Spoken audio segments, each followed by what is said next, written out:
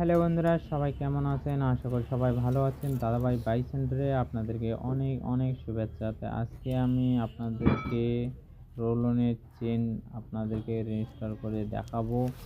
এই রোলনের চেন খুব ভালো একটা চেন।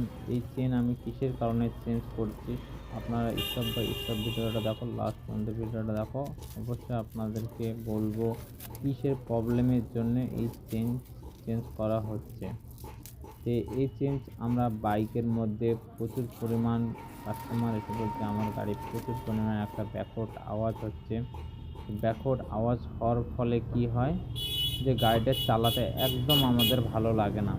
তো এই টাইমিং চেনটা একটু বড় হয়ে যাওয়ার কারণের ফলে আমাদের এই আওয়াজটা ব্যাকওয়ার্ড একটা আওয়াজ আছে। টাইমিং চেনটা দেখতে পাচ্ছ একটু পরিমাণ বড় হয়ে গেছে, সেই জন্যে আমাদের চেনটা ব্যাকওয়ার্ড একটা আওয়াজ হচ্ছে। সেই চেঞ্জটা আমরা নতুন এখন ঢালবো। নতুন ঢেলে আপনাদের লাগিয়ে দেখাবো, খুব ভালো একটা রেজাল্ট পাবা নতুন চেনটা লাগাবা রোলনের।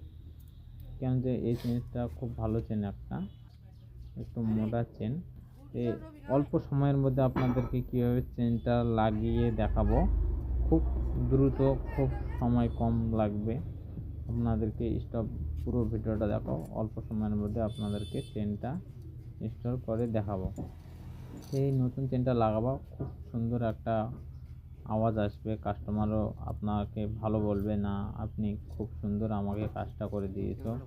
এই ভিডিওটা দেখে এইভাবে লাগাবা, অবশ্যই আপনার গাড়ির সাউন্ড কোয়ালিটি খুব সুন্দর একটা আসবে। তো আমরা দেখতে পাচ্ছ একটা তারের মাধ্যমে খুব সহজে আমরা কি করলাম, টাইমিং চেনটাকে ওপাশ থেকে এ পাশে বের করে নিলাম অল্প সময়ের মধ্যে।